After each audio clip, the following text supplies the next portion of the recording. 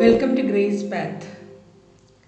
ശാസ്ത്ര സാങ്കേതിക വിദ്യ ഇത്രയേറെ വികാസം പ്രാപിച്ച ഈ കാലഘട്ടത്തിലും യാഥാർത്ഥ്യമായിട്ടില്ലാത്ത ഒന്നായിരുന്നു ആർട്ടിഫിഷ്യൽ ബ്ലഡ് അഥവാ കൃത്രിമ രക്തം.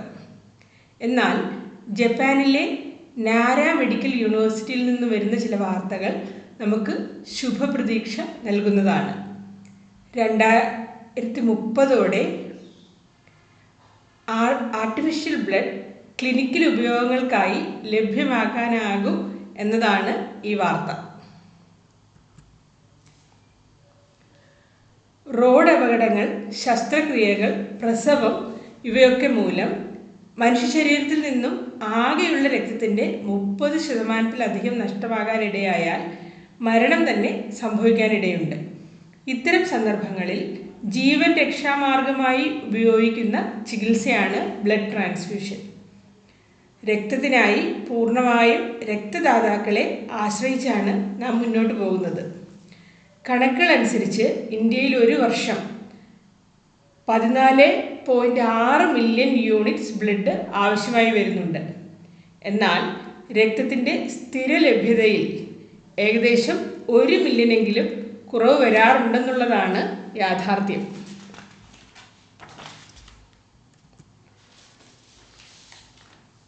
നമ്മുടെ സമൂഹത്തിലെ 1000 ആളുകളിൽ 8 പേരെങ്കിലും രക്തദാനത്തിന് തയ്യാറായാൽ രക്തബാങ്കുകളിൽ ആവശ്യത്തിനുള്ള സ്റ്റോക്ക് ഉണ്ടാകുമെന്നാണ് കണക്കുകൾ സൂചിപ്പിക്കുന്നത്. എന്നാൽ രക്തദൗർലഭ്യം നേരിടുന്നതിൻ്റെ കാരണങ്ങൾ പലതാണ്. ഒന്നാമതായി, രക്തദാനത്തിനായുള്ള യോഗ്യതാ മാനദണ്ഡങ്ങൾ.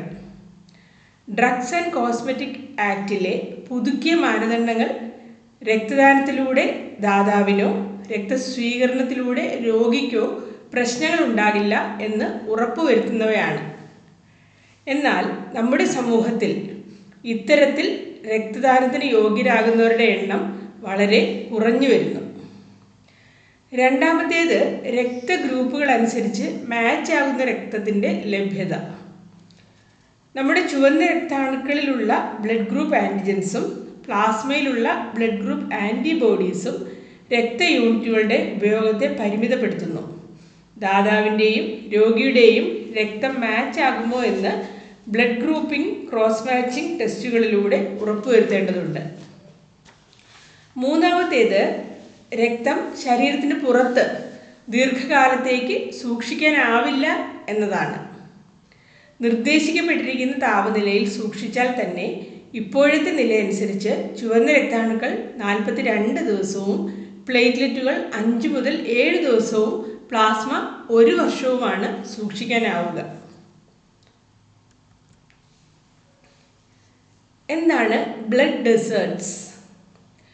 ബ്ലഡ് ട്രാൻസ്ഫ്യൂഷൻ ആവശ്യമായി വരുന്ന ആളുകളിൽ 75% വരുന്നവർക്കും അത് ലഭ്യമാകാതെ വരുന്ന വിദൂര ഗ്രാമങ്ങളാണ് ബ്ലഡ് ഡെസേർട്സ്. ബ്ലഡ് ബാങ്കുകളുടെ പരിമിതമായ എണ്ണം, വളരെ കുറഞ്ഞ തോതിലുള്ള രക്തദാനം, സഞ്ചാര സൗകര്യത്തിലുള്ള കുറവ് ഇവയൊക്കെയാണ് ഈ സ്ഥലങ്ങളുടെ പ്രത്യേകത. അതോടൊപ്പം തന്നെ അപകട സാധ്യതയുള്ള ഭൂപ്രകൃതി സ്ഥിതി കൂടുതൽ വഷളാക്കും. ശിശുമരണ നിരക്കും പ്രസവത്തെ തുടർന്നുള്ള സ്ത്രീകളുടെ മരണനിരക്കുമൊക്കെ ഇത്തരം സ്ഥലങ്ങളിൽ കൂടുതലായിരിക്കും. ഈ പരിമിതികളൊക്കെ മറികടക്കാൻ ആർട്ടിഫിഷ്യൽ ബ്ലഡ് ഉപയോഗത്തിൽ വന്നാൽ സാധ്യമാകുമെന്നാണ് കരുതപ്പെടുന്നത്. 17-ാം നൂറ്റാണ്ടിൻ്റെ തുടക്കത്തിൽ തന്നെ കൃത്രിമ രക്തത്തിനായുള്ള പരീക്ഷണങ്ങൾ ആരംഭിച്ചിരുന്നു. ആദ്യം പാൽ, ഉപ്പുവെള്ളം ഇവയിൽ നിന്നായിരുന്നു തുടക്കം. 20-ാം നൂറ്റാണ്ടോടെ പ്രധാനമായും 2 തരത്തിലുള്ള റിസർച്ചുകളാണ് ശ്രദ്ധ നേടിയത്: പെർഫ്ലൂറോ കാർബൺസും ഹീമോഗ്ലോബിൻ ബേസ്ഡ് കാരിയേഴ്സും.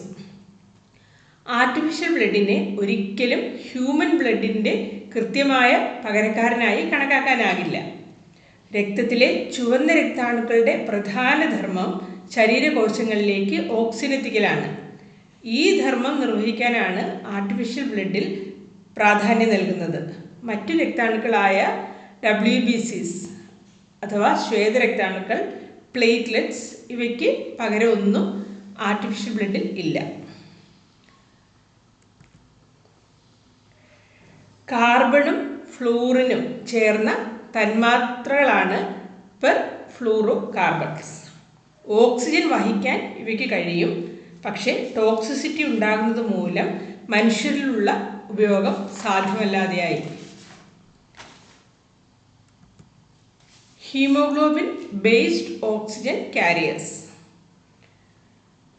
സ്വാഭാവിക രക്തത്തിലെ ഹീമോഗ്ലോബിനുകൾ ഉപയോഗിച്ചുള്ള പരീക്ഷണങ്ങളാണ് ഹീമോഗ്ലോബിൻ ബേസ്ഡ് ഓക്സിജൻ കാരിയേഴ്സ്. പക്ഷേ ഹീമോഗ്ലോബിൻ ഈ ചുവന്ന രക്താണുക്കളുടെ പുറത്തെത്തിയാൽ, അതായത് ഫ്രീ ഹീമോഗ്ലോബിൻ വൃക്കകളെയും മറ്റും തകരാറിലാക്കും വിധം അപകടകാരിയായി തീരും. ഹീമോപ്യൂർ എന്ന വിഭാഗത്തിലുള്ള ഹീമോഗ്ലോബിൻ ബേസ്ഡ് ഓക്സിജൻ കാരിയേഴ്സിൽ ഹീമോഗ്ലോബിനെ മാംസ്യ തന്മാത്രകളുമായി ചേർത്ത് ഉപയോഗിക്കാൻ ശ്രമിച്ചപ്പോൾ എറിത്രോമെർ എന്ന വിഭാഗത്തിലുള്ളവയിൽ ഹീമോഗ്ലോബിന് ഒരു കൃത്രിമ ആവരണം നൽകി ടോക്സിസിറ്റി ഒഴിവാക്കാനാണ് നോക്കിയത്. എന്നാൽ ഇവയൊന്നും മനുഷ്യരിലെ പരീക്ഷണങ്ങളിൽ പ്രതീക്ഷിച്ച വിജയത്തിലേക്ക് എത്തിയില്ല.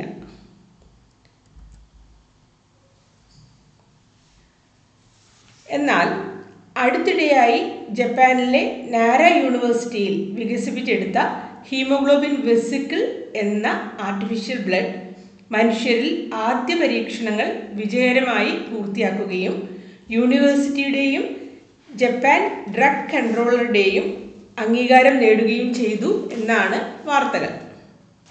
നൂറ്റാണ്ടിൻ്റെ മഹാത്ഭുതമെന്നാണ് വൈദ്യശാസ്ത്ര ലോകം ഈ കണ്ടെത്തലിനെ വിശേഷിപ്പിച്ചിരിക്കുന്നത്.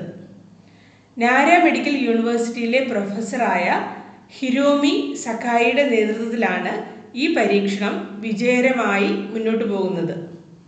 സ്വാഭാവിക രക്തത്തിലെ ഹീമോഗ്ലോബിൻ വേർതിരിച്ച് ശുദ്ധീകരിച്ച് കൊഴുപ്പിൻ്റെ ഒരാവരണം നൽകുകയാണ് ചെയ്തിരിക്കുന്നത്. ഇതിൻ്റെ വ്യാപ്തം കേവലം 250 നാനോമീറ്റർ ആണ്. അതിനാൽ ചെറിയ രക്തക്കുഴലുകളിലൂടെ പോലും കടന്നു പോകുവാനായിട്ട് ഇതിന് കഴിയും. സ്വാഭാവിക രക്തത്തിൽ നിന്നും വ്യത്യസ്തമായി ഇതിനൊരു പർപ്പിൾ കളറാണ് ഉള്ളത്. ഇനി എന്തൊക്കെയാണ് ഈ ആർട്ടിഫിഷ്യൽ ബ്ലഡിൻ്റെ നേട്ടങ്ങൾ? ഒന്നാമത്തേത്, നേരത്തെ നമ്മൾ പറഞ്ഞതുപോലെയുള്ള ബ്ലഡ് ഡെസേർട്സ്, അതായത്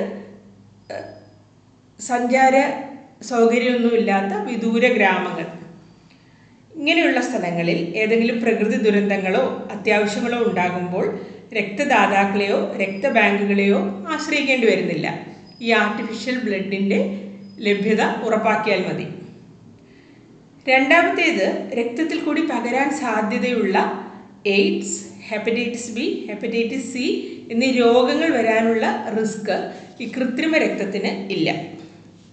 അതുപോലെ തന്നെ കൃത്രിമ രക്തത്തിൽ ബ്ലഡ് ഗ്രൂപ്പ് ആൻറ്റിജൻസിൻ്റെ സാന്നിധ്യമില്ലാത്തതുകൊണ്ട് തന്നെ രക്തം ട്രാൻസ്ഫ്യൂസ് ചെയ്യുന്നതിന് മുൻപ് ബ്ലഡ് ഗ്രൂപ്പിങ്ങിൻ്റെയോ ക്രോസ് മാച്ചിങ്ങിൻ്റെയോ ഒന്നും ആവശ്യമില്ല. അതുകൊണ്ട് ഈ ആർട്ടിഫിഷ്യൽ ബ്ലഡ് ഗ്രൂപ്പ് നോക്കാതെ എല്ലാവർക്കും ഉപയോഗിക്കാനായിട്ട് സാധിക്കും. അതുകൊണ്ട് തന്നെ എമർജൻസീസിൽ യൂസ് ചെയ്യാൻ വളരെ നല്ലതാണ്.